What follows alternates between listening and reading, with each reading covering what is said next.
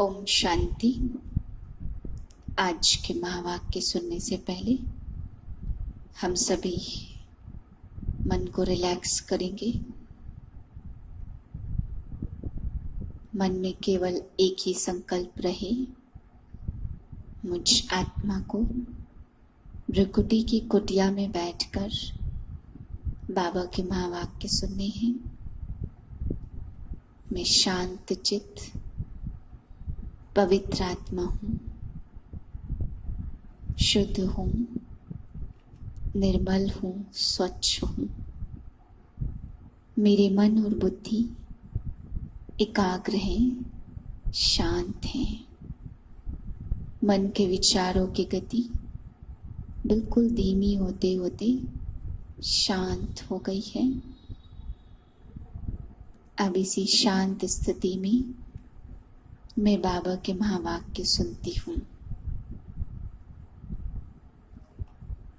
16/9/2020 के महावाक्य हैं।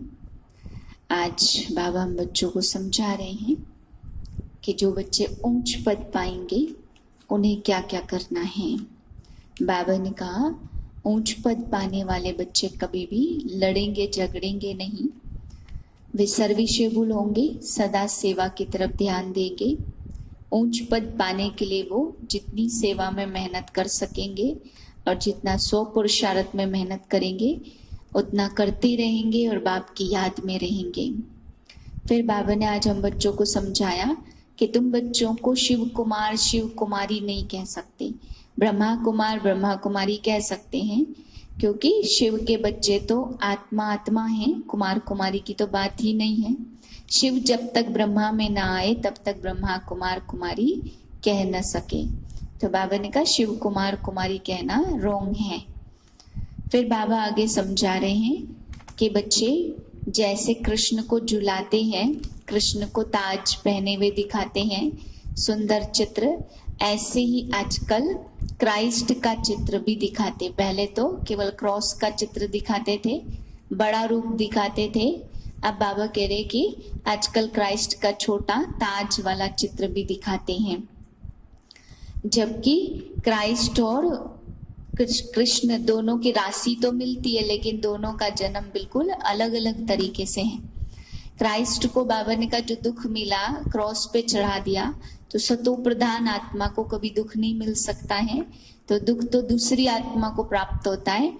बाकी क्राइस्ट की सोल दुख मिलने के टाइम पे, क्रॉस पे चढ़ने के टाइम पे उस शरीर से निकल जाती है, तो तकलीफ किसी और आत्मा को मिलेगी, सतो प्रधान आत्मा को नहीं।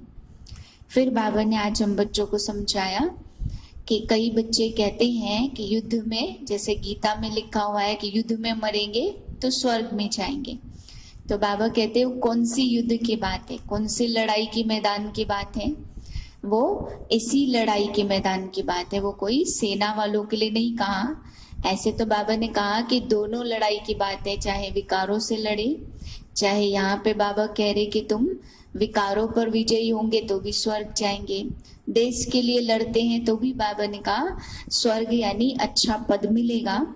लेकिन असली रूप में ये कहा गया है विकारों से लड़ने वाले, इस टाइम जो हमारे अंदर ही अंदर लड़ाई युद्ध चलता है, इसके लिए बाबा ने कहा अगर लड़ते लड़ते मरे तो भी स्वर्ग गए और विजयी होंगे तो भी स्वर्ग जाएंगे।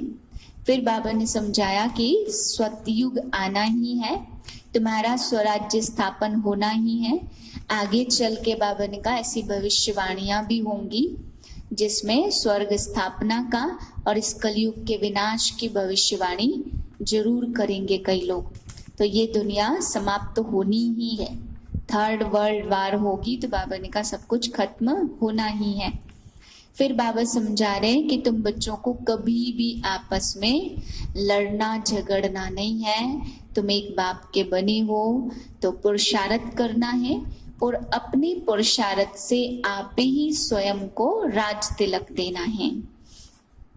मीठे बच्चे बाप आए हैं सबके दुख हर कर सुख देने, इसलिए तुम दुख हरता सुख करता के बच्चे किसी को भी दुख मत दो। प्रश्न है ऊंच पद पाने वाले बच्चों की मुख्य निशानी क्या होगी? उत्तर है वे सदा श्रीमत पर चलते रहेंगे, कभी हट नहीं करेंगे, अपने को आप ही राज तिलक देने के लिए पढ़ाई पढ़कर गैलप करेंगे, कभी अपने को घाटा नहीं डालेंगे, सर्व के प्रति रहम दिल और कल्याणकारी बनेंगे।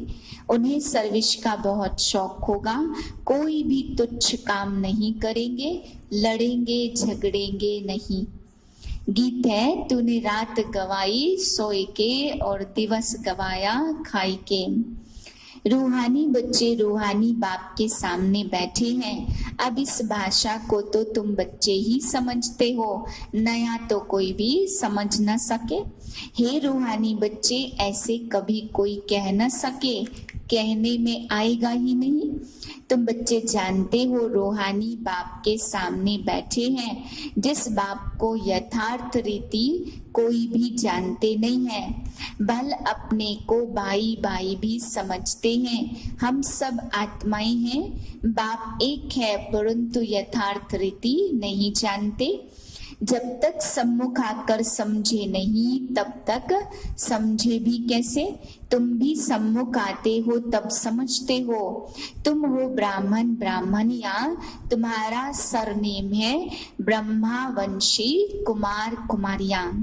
ब्रह्मा कुमारियां, तुम बी के शरीर में हो तभी कुमार कुमारियां कहलाते हो।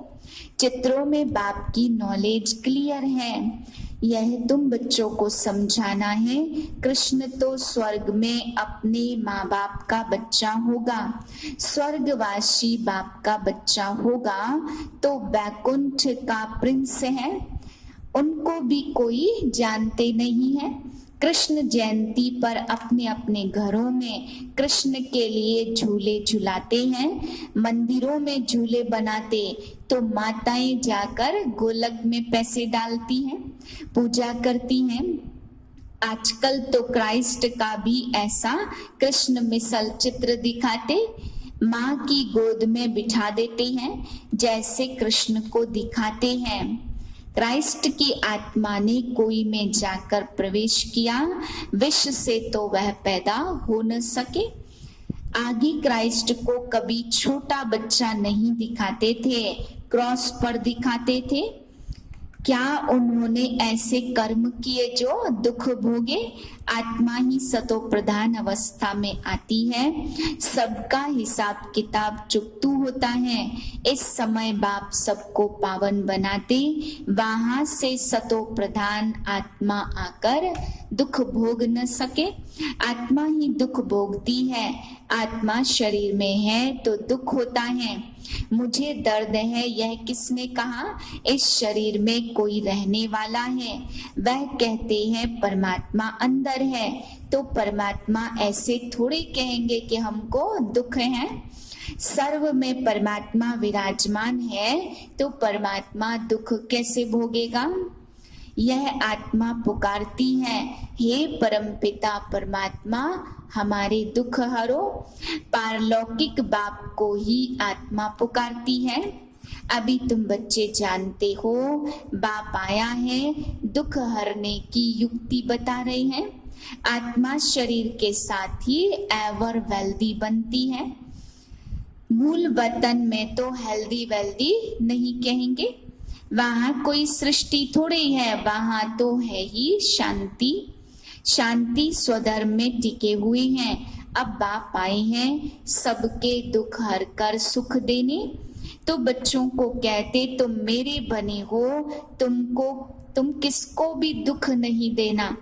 यह लड़ाई का मैदान है परंतु है गुप्त, वह है प्रत्यक्ष। जो गायन है ना, युद्ध के मैदान में मरेंगे तो स्वर्ग जाएंगे, उसका अर्थ भी समझाना पड़े। इस लड़ाई का महत्व देखो कितना है। बच्चे जानते उस लड़ाई में मरने से कोई स्वर्ग जा न सके, परंतु गीता में भगवान वाच है, उनको मानेंगे तो सही ना। तो भगवान ने किसको कहा? उन लड़ाई वालों को कहा या तुमको कहा? दोनों को कहा ना, उन्हों को भी समझाया जाता, अपने को आत्मा समझ बाप को याद करो, यह सर्विस भी करनी है। अब तुम स्वर्ग में अगर जाना चाहते हो तो पुरुषार्थ करो। लड़ाई में तो सब धर्म वाले हैं, सिख भी हैं, वह तो सिख धर्म में ही जाएंगे। स्वर्ग में तो सब आ न सके। जब तुम ब्राह्मणों में आकर ज्ञान ले तभी स्वर्ग में आई। जैसे बाबा के पास आते थे तो बाबा समझाते थे, तुम लड़ाई करते शिव बाबा की याद में रहेंगे तो स्वर्ग में आ सकेंगे। बाकी ऐसे नहीं कि स्वर्ग में कोई राजा बनेंगे। नहीं, जास्ती उन्हों को समझा नहीं सकते, उनको थोड़ा ज्ञान समझाया जाता। लड़ाई में अपने इष्ट देवता को जरूर याद करते। सिख होगा तो गुरु गोविंद की जय कहेंगे। ऐसा कोई नहीं जो अपने को आत्मा समझ परमात्मा बाप को याद करे। बाकी हाँ, जो बाप का परिचय लेंगे तो स्वर्ग में आ जाएंगे।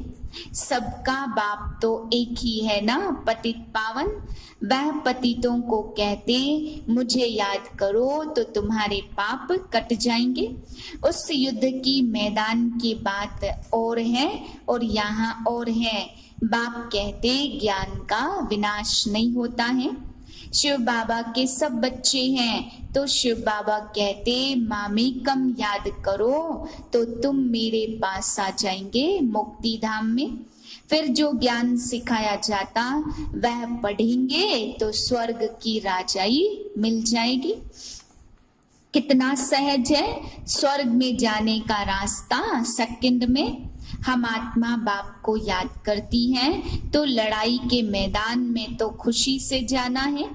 कर्म तो करना ही है, देश के बचाव के लिए सब कुछ करना पड़ता है। वहाँ तो है ही एक धर्म, मतभेद की बात नहीं। यहाँ कितना मतभेद है, पानी जमीन पर झगड़ा। पानी बंद कर देते तो पत्थर मारने लगते हैं, एक दो को अनाज नहीं देते तो भी झगड़ा हो जाता। तुम बच्चे जानते हो हम अपना स्वराज्य स्थापन कर रहे हैं। पढ़ाई से राज्य पाते नई दुनिया जरूर स्थापन होनी है। नूद है तो कितनी खुशी होनी चाहिए।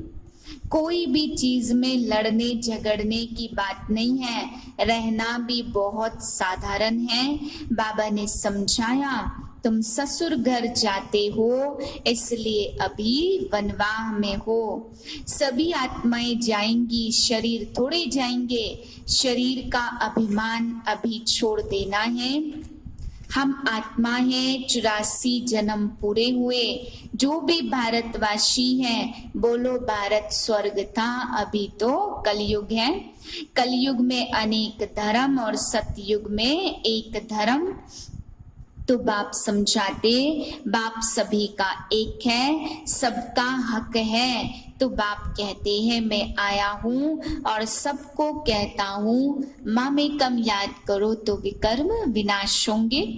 अभी तुम बच्चों को मनुष्य समझते, कभी भी लड़ाई हो सकती है, यह तो कल भी लग सकती। लड़ाई जोर भरने में देरी थोड़ी लगती है। परंतु तुम बच्चे समझते हो हमारी राजधानी स्थापन हुई नहीं है तो विनाश कैसे हो सकता है। अर्जुन बाप का पैगाम ही चारों तरफ दिया कहाँ है। पतित पावन बाप कहते मुझे याद करो तो विकर्म विनाश होंगे। सब पैगाम सबके कानों में पैगाम जाना चाहिए। बल लड़ाई लगे, बॉम्ब्स भी लग जाए, परंतु तुमको निश्चय है कि हमारी राजधानी जरूर स्थापन होनी ही है। तब तक विनाश हो नहीं सकता। विश्व में शांति कहते हैं ना, तो विश्व में वॉर होगी तो विश्व को खत्म कर देंगे। यह है विश्वविद्यालय, सारे विश्व को तुम नॉलेज देते हो। एक ही बाप आकर सारे विश्व का परिवर्तन करते। वह लोग तो कल्प की आयु लाखों वर्ष कहते, तुम जानते हो 5000 वर्ष। कहते हैं क्राइस्ट से 3000 वर्ष पहले हेवन था। इस्लामी बौद्धि आदि सबका हिसाब निकालते हैं तो उनसे पहले दूसरे कोई का नाम है नहीं। तुम अंगे अक्षर बता सकते हो। तुमको कितना नशा रहना चाहिए। लड़ाई झगड़े की बात नहीं है, झगड़ते वह हैं जो निधन के हैं। तुम अभी पुरुषार्थ करेंगे, 21 जन्म की प्रारब्ध बन जाएगी। गवर्नमेंट भी कहती है ना, तुम फैसला अपने हाथ में नहीं उठाओ तो लड़ेंगे झगड़ेंगे तो ऊंच पद नहीं मिलेगा। कोई कहते हमको विलायत का बूट चाहिए तो बाबा कहते बच्चे अभी वनवाह में हो, वहां तुमको बहुत माल मिलेंगे। बाप तो राइट समझाएंगे ना, यह बात ठीक नहीं है। यहाँ तुम इतनी आश क्यों रखते हो। यहाँ तो बिल्कुल सिंपल रहना चाहिए, नहीं तो देह अभिमाना जाता है। इसमें अपनी नहीं चलानी होती है। बाबा जो कहे बीमारी आदि डॉक्टर आदि को बुलाते हैं, दवाई आदि से संभाल तो सबकी होती है, फिर भी हर बात में बाबा बैठा है। श्रीमत तो श्रीमत है, निश्चय में विजय है। वह तो सब कुछ समझते हैं ना, तो बाप की राय पर चलने में ही कल्याण है। अपना कल्याण करना है। कोई को वर्थ पाउंड बना नहीं सकते तो वर्थ नॉट ए पेनी ठहरे। पाउंड बनने लायक नहीं, और यहाँ वैल्यू नहीं तो वहां भी वैल्यू नहीं होगी। सर्विसेबल बच्चों को सर्विस का कितना शौक रहता।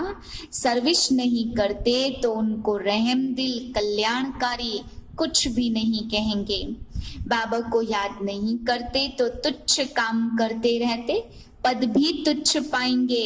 ऐसे नहीं हमारा तो शिव बाबा से योग है, यह तो है ही बीके। ब्रह्मा द्वारा ही ज्ञान दे सकते हैं। सिर्फ शिव बाबा को याद करेंगे तो मुरली कैसे सुनेंगे, फिर नतीजा क्या होगा।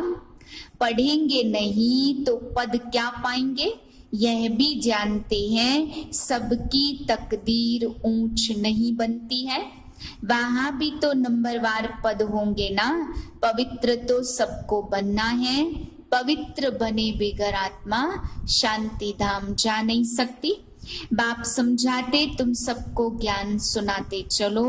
कोई भल अभी नहीं भी सुनते हैं, परंतु आगे चलकर जरूर सुनेंगे। अभी कितने विघ्न तूफान जोर से आए, तुम्हें डरना नहीं है, क्योंकि नए धर्म की स्थापना होती है ना। तुम गुप्त राजधानी स्थापन कर रहे हो। बाबा सर्विसेबल बच्चों को देखकर खुश होते हैं। तुम्हें अपने को आपे ही राज तिलक देना है, श्रीमत पर चलना है, इसमें अपना हट चल न सके। मुफ्त में अपने को घाटे में नहीं डालना चाहिए। बाप कहते बच्चे सर्विसेबल कल्याणकारी बनो। स्टूडेंट को टीचर कहेंगे ना, पढ़कर गैलप करो। तुमको 21 जन्म के लिए स्वर्ग की स्कॉलरशिप मिलती है। डिनाइस्टी में जाना यह बड़ी स्कॉलरशिप है। अच्छा, मीठे मीठे सिकिलदे बच्चों प्रति माता पिता बाप दादा का याद प्यार गुड मॉर्निंग। रूहानी बाप की रूहानी बच्चों को नमस्ते। हम रूहानी बच्चों की रूहानी बाप को नमस्ते। धारणा के लिए मुख्य सार, पहली पॉइंट, संगम पर बहुत सिंपल साधारण रहना है, क्योंकि यह वनवाह में रहने का समय है। यहाँ कोई आश नहीं रखनी है, कभी अपने हाथ में लो नहीं लेना है, लड़ना झगड़ना नहीं है। दूसरी पॉइंट है, विनाश के पहले नई राजधानी स्थापन करने के लिए सबको बाप का पैगाम देना है कि बाप कहते मुझे याद करो तो विकर्म विनाश हो और तुम पावन बनो। वरदान है बाप द्वारा सफलता का तिलक प्राप्त करने वाले, सदा आज्ञाकारी, दिल तख्त नशीन भाव। भाग्य विधाता बाप रोज अमृत वेले अपने आज्ञाकारी बच्चों को सफलता का तिलक लगाते हैं। आज्ञाकारी बच्चे कभी किसी मेहनत व मुश्किल शब्द मुख से तो क्या संकल्प में भी नहीं ला सकते। वह सहज योगी बन जाते हैं, इसलिए कभी भी दिल से कस्त नहीं बनो, लेकिन सदा दिल तख्त नशीन बनो, रहम दिल बनो। अहम भाव और वहम भाव को समाप्त करो। स्लोगन है, विश्व परिवर्तन की डेट नहीं सोचो, स्वयं के परिवर्तन की घड़ी निश्चित करो। ओम शांति।